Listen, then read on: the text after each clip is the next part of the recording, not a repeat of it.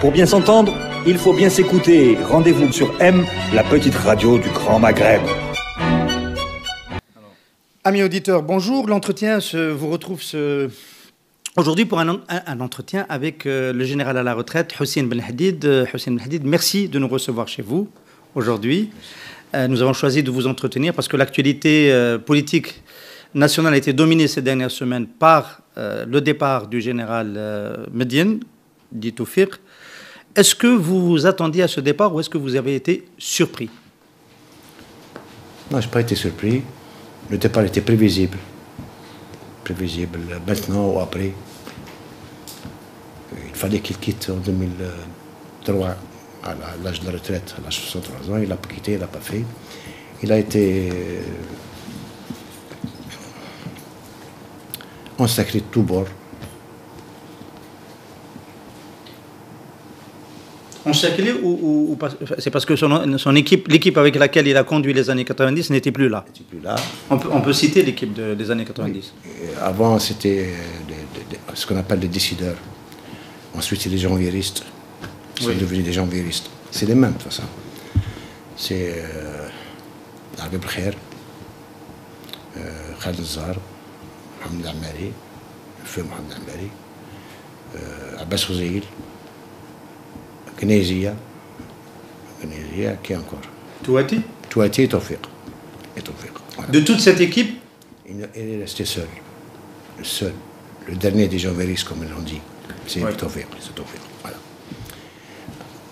Voilà. Tawfiq a été créé par Arbib Khair. C'est Arbib Khair qui l'a ramené au poste à la présidence, parce qu'il voulait. Il allait quitter du moment de la Karayat. Kayat l'a envoyé en Tripoli, en Libye, comme attaché de défense à l'époque, pour le radier après. Mais il a été récupéré par Belkhair, il est resté un mois ou 2 mois en Libye, récupéré par Belkhair, il a mis à la présidence, pour le préparer à diriger les services. C'est ce qui a été fait. Ensuite, soutenu par les décideurs, par Khaled Zar, il est devenu un patron puissant de la sécurité de la sécurité militaire, le DRS. Après l'appellation, ça s'est converti de sécurité militaire au département de renseignement et sécurité. Voilà. Est-ce que alors, sa relation avec Bouteflika, l'actualité aujourd'hui, l'opinion est partagée, ceux qui suivent l'actualité politique, entre ceux qui disent qu'il était en conflit avec Bouteflika et ceux qui disent qu'il était finalement, tout s'est toujours fait en bonne conciliation avec Bouteflika. Une entente entre Bouteflika une bonne entente entre Bouteflika et Tawfiq. On peut la dater, cette bonne entente. Elle a toujours été bonne? Non, elle est bonne de toute façon.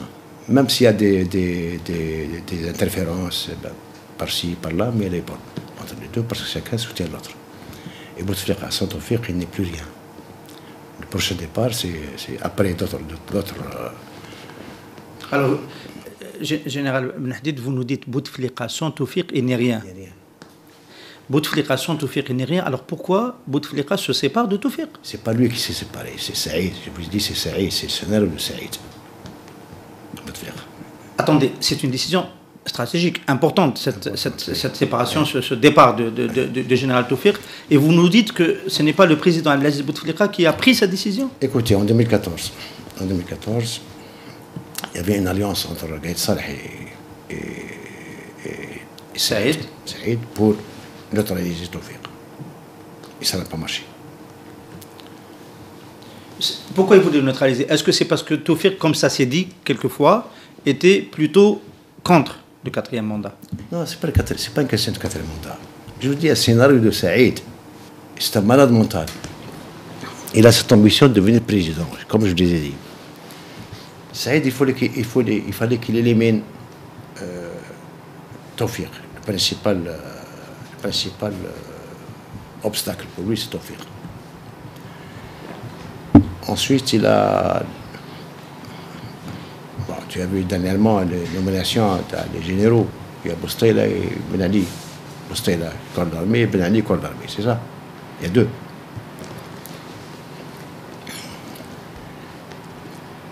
Il fallait éliminer Tawfiq et éliminer Boustayla, parce que Boustayla, il est ancien. Il peut pas le manier facilement. Pour préparer, qu'est-ce qu'il reste? Il reste un seul, deux corps d'armée, Gaïd Salah et Ben Ali. Le prochain, ça va être Gaïd Salah qui va être éliminé pour placer Ben Ali à la tête de l'état-major. Parce que Ben Ali est plus docile que Gaïd Salah? Pourquoi il passe? Ben Ali, il est de la région. Il est incompétent, inapte. Ils peuvent le guider facilement, tu as compris? Alors, ce qui fait, le terrain est libre pour le Saïd. Le terrain est libre pour Saïd. Il n'y a plus aucun opposant. Plus aucun opposant.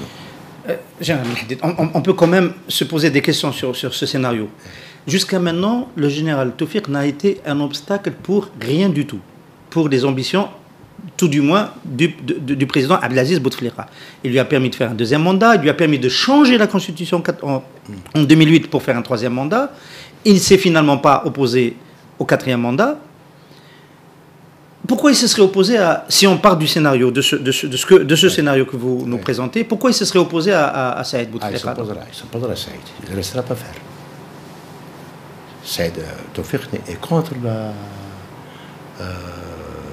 succession familiale. Succession familiale et contre Saïd, carrément. Contre Saïd Bouteflika. Et donc, ce qui s'est passé depuis le début du quatrième mandat, selon vous, c'est de préparer le terrain à Saïd Bouteflika?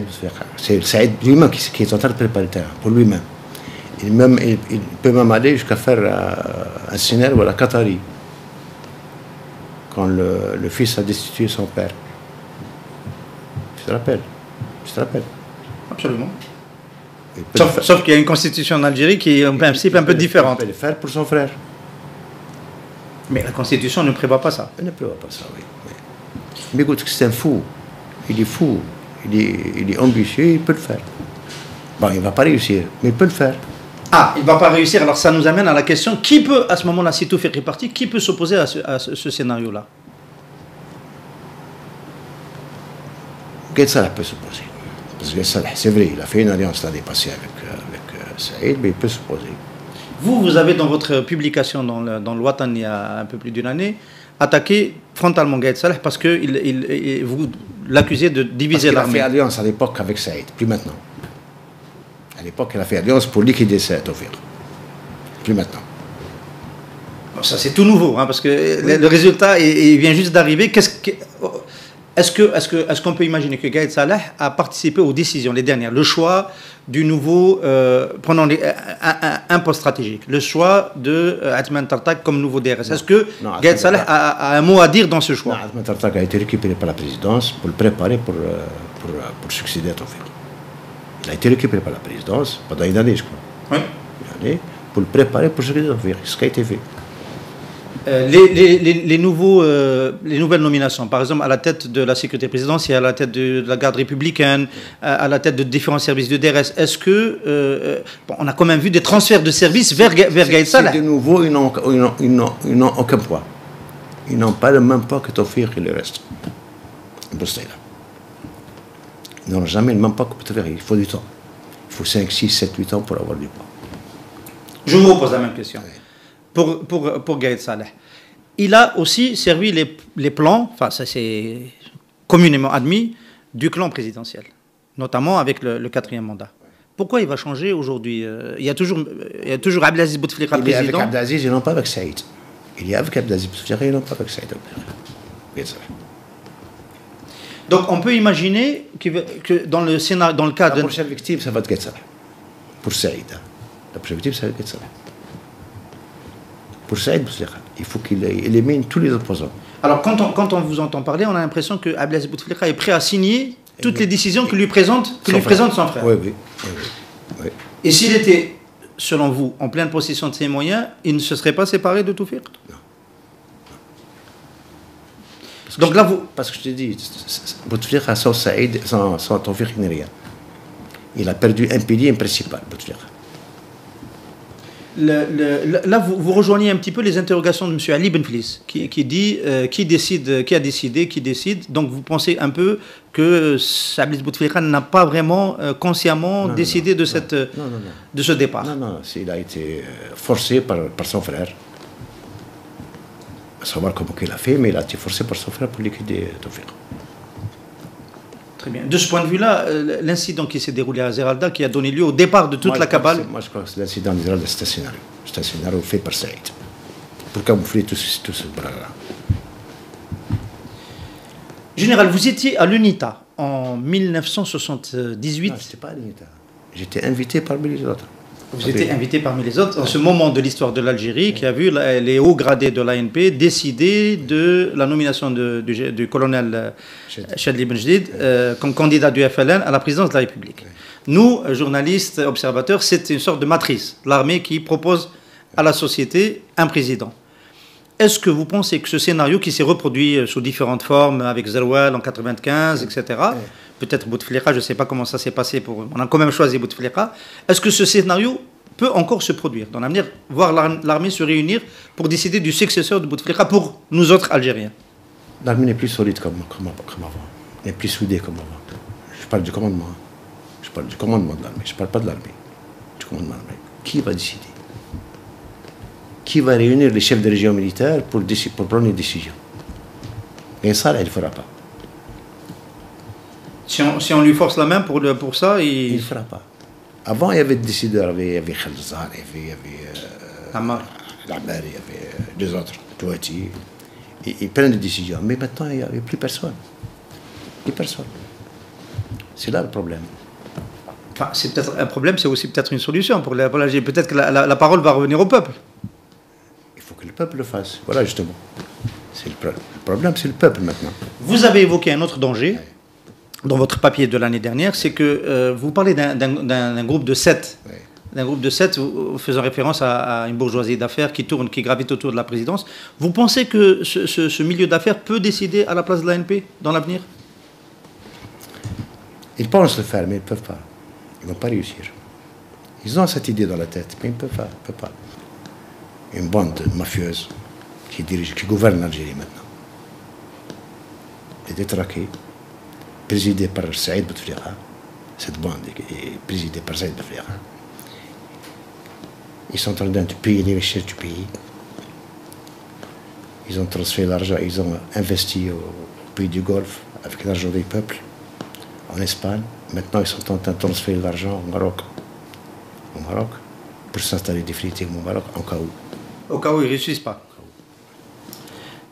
Est-ce que Comment se fait-il? Est-ce qu'on peut quand même penser qu'il y a un autre plan que celui de Saïd Bouteflika au sein du clan présidentiel? Parce que Saïd Bouteflika, c'est difficile, c'est pas dans la culture de l'Algérie. Vous dites que ça ne va pas réussir. Est-ce qu'on ne peut pas imaginer que le peuple ne va pas l'accepter, le peuple. C'est le problème revient au peuple après.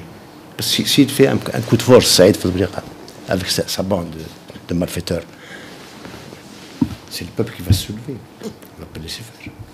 La parole revient au peuple, voilà. Après. Est-ce que vous imaginez que le peuple va accepter ça? Alors quand vous dites que ça ne va pas marcher, ça ne va pas réussir, vous pensez au peuple ou vous pensez à quand même une réaction au sein de l'ANP, l'institution que vous connaissez le mieux? Il y aura sûrement des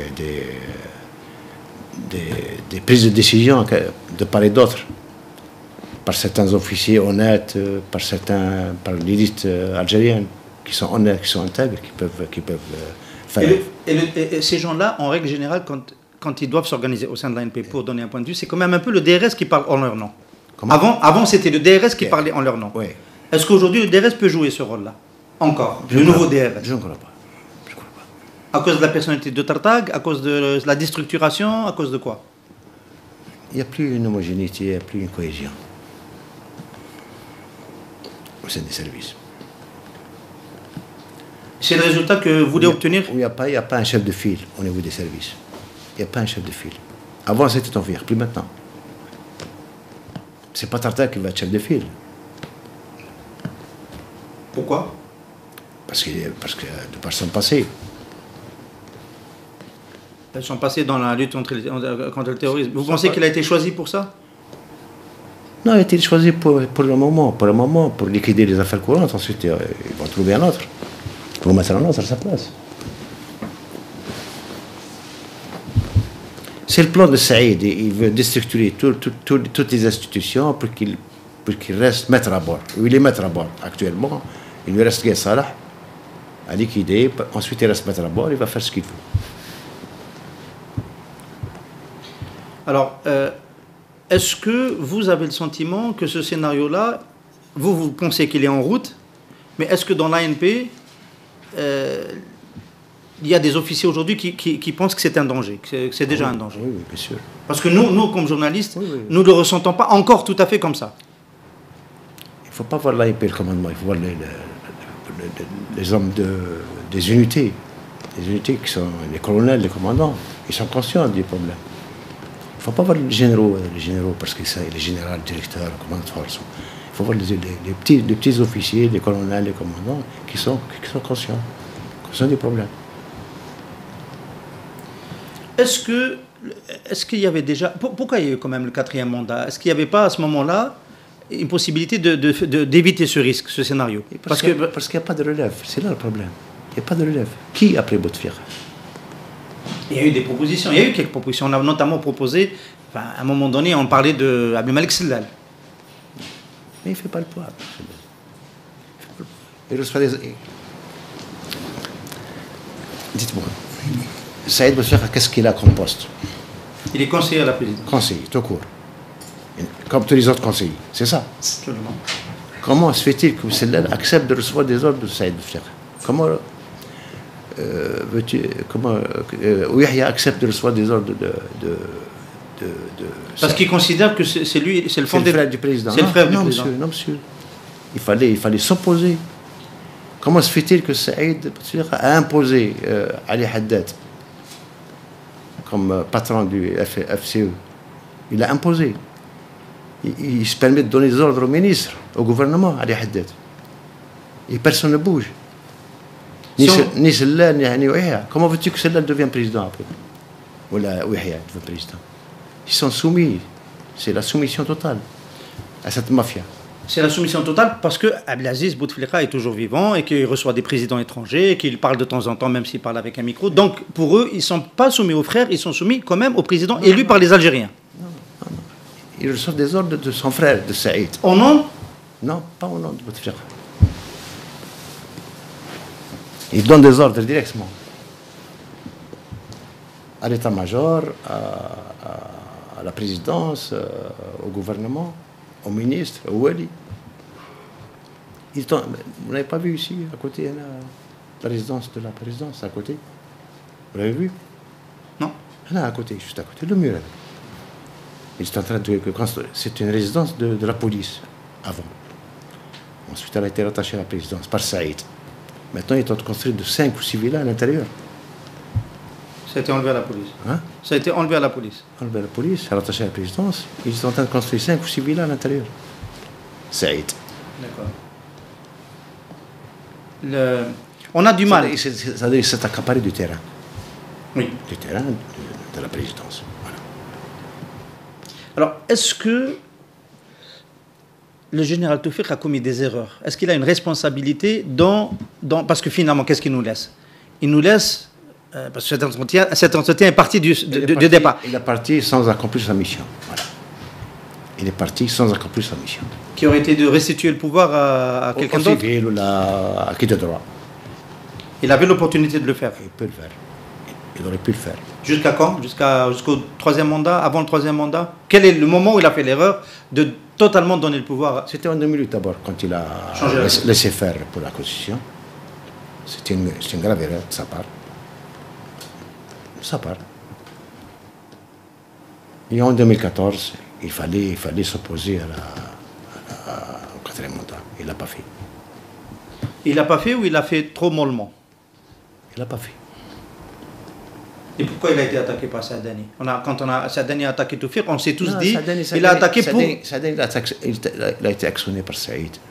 Saadani n'est rien, il a été actionné par Saïd pour s'attaquer à Toufik, pour l'éliminer, pour le neutraliser. Ils ne l'ont pas fait l'année faite, ils l'ont fait cette année. Mais si vous dites qu'il ne s'est pas opposé au 4e mandat, et que Bouteflika, j'allais dire le père, le grand frère, le président, Abdelaziz, considérait qu'il avait besoin du général Toufik, que c'était un allié avec lequel il fallait continuer à travailler. Oui. Pourquoi avoir laissé son frère, pourquoi avoir laissé Saïdani l'attaquer et l'affaiblir à ce moment-là? Pourquoi avoir laissé... Oui. Il était malade. Il est malade. Il était malade. Malabalouche. Il était malade, Malabalouche. Il est inconscient.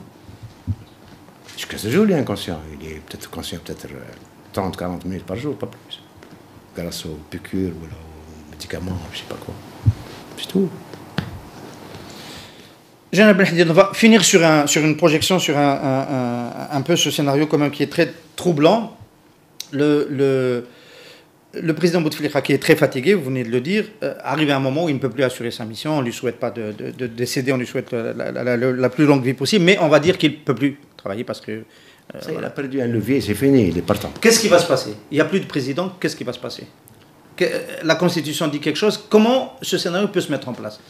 Qu'est-ce qui va se passer? Les généraux vont quand même se réunir, Bouteflika va déclarer, on est dans le cadre de Qatar, qu'est-ce qui va se passer? On navigue dans le flou. L'Algérie navigue dans le flou. Il n'y a plus personne. Plus aucun décideur. Ouiha ne pourrait rien faire. Celle-là ne pourrait rien faire. Gaël Salah ne pourrait rien faire. C'est là le problème. Gaël Salah, c'est pas sûr qu'il peut rien faire. Gaël Salah peut se proposer président. Il a cette ambition aussi. Il a cette ambition. Voilà. Il a cette ambition. Et lui essaye. C'est pour ça et ça peut être une solution du point de vue de l'armée, pour dire on préserve. L'armée n'acceptera pas. Les militaires n'accepteront jamais Gaël Salah comme président. Les militaires n'accepteront jamais Gaël Salah comme président. Ils l'ont bien accepté comme chef d'état-major pendant toutes ces années. Ils l'ont accepté parce que c'était le départ de la mairie. Moi, je vais vous expliquer le départ de la mairie, comment ça s'est passé. Le départ de la mairie en 2004. Bouteflika voulait le neutraliser. Il ne voulait pas de la mairie. Bouteflika. Il ne voulait pas des gens véristes, tous les gens véristes. Et il y avait la mairie, à l'époque, quand il était président, il y avait la mairie, Touati, qui d'autre? Gnezia. Là, Gnezia, il a été nommé ils ont forcé la main à Bouteflika pour le nommer ministre.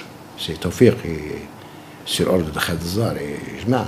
Ils ont forcé à mettre Gnezia ministre délégué, à l'époque, ministre délégué. C'est pas Bouteflika qui l'a désigné. Il a été forcé de le mettre en place. Il a laissé faire.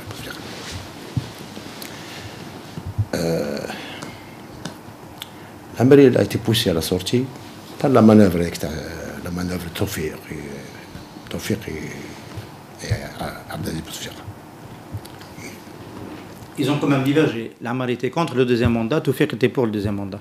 Il y avait quand même un vrai problème. Il a été manœuvré par Tawfiq sur incitation, sur ordre de Abdelaziz Bouteflika. Bouteflika a donné l'ordre de pousser la mer à soutenir Bouteflika. Il a eu confiance, il a soutenu Bouteflika. Ensuite, il a été obligé de démissionner. Alors Bouteflika, qu'est-ce qu'il a fait? Il a demandé à la mairie de remplaçants. Donne-moi 3 noms pour les remplaçants. Il doit donner 3 noms. Je crois à l'époque c'était Bislimani, qui était l'aviation, commandant de force aérienne à l'époque. Et 2 autres noms, je ne sais pas, j'ai oublié. C'était Bislimani, le principal c'était Bislimani. Et quand Bouteflika a vu les noms, il m'a dit d'accord. D'accord. Pour lui Bislimani, sa fille est mariée avec le fils de la mairie. Il s'est renseigné Bouteflika, il a vu qu'ils ont une alliance. La fille de Bislimani est mariée avec le fils de la mairie. Alors il a demandé au service, donnez-moi des noms. Ils lui ont donné Gaël Salah. Gaël Salah était commandant des forces terrestres. Il a vu ses points faibles. Les points faibles du Gaël Salah. Il a décidé de nommer Gaël Salah à l'époque. C'était une conjoncture, c'est tout, pas plus. Parce qu'il a des points faibles. Il a un dossier. C'est des affaires Fannab. Hein? C'est des affaires Fannab. Avant. À Blida, quand il était à Blida. L'école de formation des officiers de réserve à l'époque. Les forts. Les officiers de réserve. L'école de formation des officiers de réserve. Il avait un dossier là-bas. Après, c'est autre chose. Ce qui fait l'ami, pour mieux le contenir, il est aux ordres. Voilà, c'est tout. C'est pour ça que c'est une conjoncture où à l'époque c'était le terrorisme. Les militaires ont accepté, du moment que c'est le terrorisme, et ils l'ont accepté, c'est tout, pas plus. Et Gaël Salah s'est pris au jeu, il est devenu aujourd'hui quelqu'un de puissant. Il n'est pas puissant, il n'est rien. Il n'est rien du tout. Il est puissant parce qu'il a le téléphone et le fauteuil, c'est tout. S'il enlève le téléphone et le fauteuil, il n'est plus rien. Il n'a pas de suite, il n'a pas d'assise. Il n'est rien du tout. Le général Tawfiq a laissé conduire une enquête avec les services économiques du DRS qui a confondu Cheikh Ibrahim et les services italiens. Est-ce que c'est pas quelque chose qui a abîmé la relation entre... C'est Bouteflika qui a ordonné à Tawfiq de mener des enquêtes. C'est là le problème. Bouteflika qui a ordonné à Tawfiq de mener des enquêtes. Il a mené des enquêtes, il a donné son rapport, c'est tout. Mais c'est remonté jusqu'au cercle présidentiel, voilà, donc ça a posé un problème. Il a dit la vérité. C'est pas lui qui a fait le rapport, ce sont ses éléments à lui. C'est pas lui qui a fait l'enquête, ce sont ses éléments à lui qui ont fait l'enquête. Il a remis un rapport, il a remis le rapport au président, c'est tout. Il ne voulait pas s'attaquer. Vous dites que cette enquête-là n'a pas abîmé la relation entre les deux? Non, du tout. Tigin Tourin? Il a été touché parce que son frère était lié dans cette affaire, c'est tout. Vous êtes le premier qui dit que son frère était lié, hein, parce que les enquêtes n'ont pas encore mis le nom de... Il a été signalé, son frère, dans ses rapports. C'est pour ça qu'il a eu un choc. Il a reçu un choc. Ils l'ont transféré. Signalé dans le rapport pour avoir touché une partie des commissions? Sûrement. Il a été signalé dans les rapports. Impliqué dans les affaires. Voilà. Il était impliqué dans les affaires. C'est pour ça que Bouteflika a reçu un choc et ils l'ont transféré à la Val de Grâce. Je te rappelle. Vous vous rappelez? Juste après. En avril 2000. Juste après, il a été transféré à Val de Grâce. Il a reçu un choc. 2013, oui. Le quotidien d'Oran, à l'époque, avait même dit qu'il avait démis son frère. C'est sorti. Possible. C'est sorti le 26 avril sur le quotidien d'Oran, je crois. L'affaire de Tigin Tourin, est-ce que c'est aussi une affaire qui a affaibli le général Tawfiq? Parce que le renseignement n'a pas bien travaillé. Écoutez, le renseignement, on n'a pas tout le temps toutes les données. Mais là, c'est quand même toutes les données. On ne peut pas avoir toutes les données. Toutes les frontières, la Libye, la Tunisie, le Niger. On ne peut pas avoir tous les renseignements, impossible. Vous dites de l'affaire de Tigin Tourin, ce n'est pas uniquement les services, c'est le secteur opérationnel de l'armée. Parce qu'il y a des secteurs opérationnels de l'armée qui sont attachés à Gaël Salah, qui sont chargés de la sécurité de ces sites. Ce n'est pas uniquement le renseignement. Le renseignement, il vient en complément avec la sécurité, avec la protection de ces sites par l'armée. On peut quand même reprocher au général Tawfiq de ne pas avoir réussi à neutraliser Mokhtar Ben Mokhtar, qui est connu depuis 1994 et qui est responsable de cette attaque. D'ailleurs, aujourd'hui, on le reproche au général Hassan n'avoir pas eu de résultat. Vous dites la même chose ou vous dites c'est normal? On ne peut pas avoir tous les renseignements en même temps. On ne peut pas. Mais là, on est quand même dans un cas où le chef terroriste sévit dans le Sahel et le Sahara algérien depuis 20 ans. Mais il n'est pas là, il n'est pas sur le sol algérien. Il est en Libye, quelque part, au Niger, ou au Mali. L'émir Droudkel, il est en Kabylie. L'émir Droudkel de l'AQMI, il est en Kabylie. Il est depuis 2004 émir national de la Kabylie. Donc on peut dire que le général Tawfiq n'a pas été efficace. Il y a des complicités. Au sein du DRS. Par exemple, je vous cite le cas de Ismaël Ahmed. Il est mort. Décédé de toute façon. Ismaël Ahmed, décédé. Il a encouragé certains chefs terroristes à rester sur place et à les soutenir.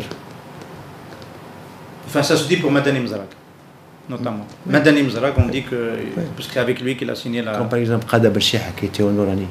Sidi Bel Abbas. Sidi Bel Abbas, il travaillait avec le service. Moi, j'ai vécu cette histoire. Je l'ai vécu. Ça n'a pas empêché de mourir, hein? D'être abattu par la... Ils meurent tous. Ils vont tous mourir. Tous les terroristes vont mourir. Tous. Sans exception. Il est mort aussi. Ils meurent tous. Donc dans le cas, alors, on était en train de passer en revue les points sur lesquels Tawfiq s'est affaibli lui-même. C'est de complicité, c'est pas lui en personne. C'est sa responsabilité quand même. Et il est responsable, c'est vrai.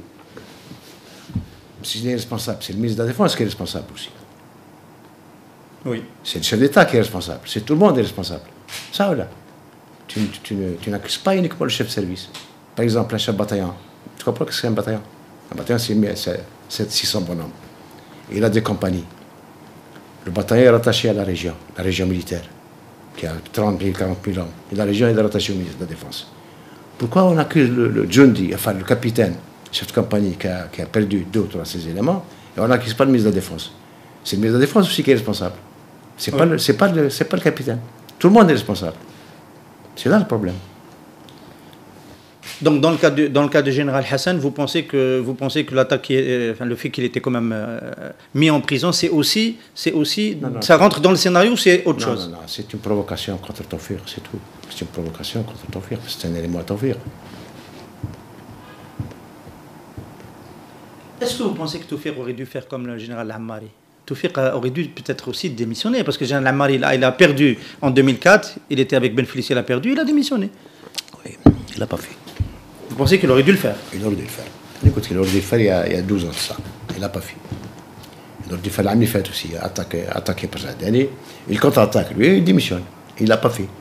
Normalement, il devait contre-attaquer par la presse, pas par la justice, par la presse, ou par une déclaration à la radio. C'est pas le style de Tawfiq. Non, et quitter après, mais il l'a pas fait. C'est là le problème. Il y a des amis à lui qui lui ont conseillé de quitter. Ah, je ne sais pas. Donc, vous dites aujourd'hui que les choses lui ont échappé quand même des mains. Moi, personnellement, je lui ai envoyé un message l'année passée pour faire quelque chose, pour un scénario, il ne l'a pas fait. Pour sauver l'Algérie, il ne l'a pas fait. Et donc, vous dites encore une fois qu'il a échoué, il a raté sa mission. Oui, il a raté sa mission. Il n'a pas accompli sa mission. Donc, dans l'avenir, on peut légitimement penser que le DRS ne jouera plus ce rôle de catalyseur politique de l'expression de l'ANP, comme il l'a fait. Il est déstructuré maintenant, il faut du temps. Il faut du temps pour qu'il se resserre. Il faut 5, 6, 7, 8 ans peut-être. Général Ben Hadid, vous avez beaucoup cité Saïd Bouteflika. Nous, on va être un peu embarrassés avec cet entretien, mais on est parti pour sortir cela. Si vous attaquez en justice pour diffamation. Qui m'attaque? Quel est le problème? Moi, je m'attends à cela. Quel est le problème? Moi, j'ai fait tous les tribunaux d'Alger. Quand je suis sorti de l'armée, j'ai pratiquement fait tous les tribunaux d'Alger. Pour rien. C'était un citoyen libre, vous n'avez rien à perdre. C'était à l'époque, Ismaël Amali qui était derrière, c'est pas trop vrai, Ismaël Amali qui était derrière, il voulait me salir devant la justice, mais j'ai eu de bons avocats et j'en suis sorti indemne. Pour rien du tout. J'ai fait le tribunal de Boumerdès, de Harrach, de Boumerdès, de Malgrès, tous les tribunaux. Pour rien du tout. Là, c'est quand même pour J'ai assisté à toutes les séances. J'avais un bon avocat, très bon avocat. Khalifa Mahaddin, extraordinaire. Tu le connais, pas. Khalifa Mahaddin, tu le connais? Non, je n'ai pas eu droit à ces services, mais je le connais. Très bon avocat, Khalifa Mahaddin. C'est tout. Je suis prêt à affronter la justice. Quel est le problème? On ne va pas terminer cet entretien sans dire un mot quand même de l'opposition organisée. Est-ce qu'aujourd'hui, dans le contexte politique d'aujourd'hui, est-ce que le départ de Tawfiq la renforce ou est-ce qu'il la désoriente? Il n'y a pas une opposition positive. On n'a pas une opposition positive, opérationnelle. Il y a eu quand même, en juin 2014, la réunion de Zeralda qui a sorti une plateforme et jusqu'à aujourd'hui, cette plateforme lie les principaux acteurs de l'opposition. Mais il y a un problème de leadership. Chacun veut être leader. C'est là le problème. Le problème de leadership au sein de l'opposition, c'était TLD, c'était... C'est CNLDT. Le problème de leadership. Belfils veut être leadership, veut être leader. Sofiane Gilali veut être aussi chef. Hamrouchi s'est retiré parce qu'il voulait être chef. C'est là le problème de leadership. Ça, ils ne vont pas réussir. Il n'y a pas une opposition positive. Moi, je lance un appel. Vous avez terminé? Non, si, on est toujours dans l'entretien. Il y a une bande de malfaiteurs qui gouverne l'Algérie. À leur tête, c'est Saïd Bouteflika. C'est des voleurs, des menteurs. Ils sont en train de piller les richesses de l'Algérie. Je lance un appel à l'élite politique algérienne, au classique du FNN, s'il le faut, Ben Hamouda, تاع شرشيل, Ben Hamouda. Oui. Yahyaoui, Zaroual par exemple, Khalzar, de se prononcer pour sauver cette Algérie, pour ne pas laisser cette bande de malfaiteurs, de voyous, à la tête Saïd, ou Ali Haddad et d'autres, gouverner cette Algérie.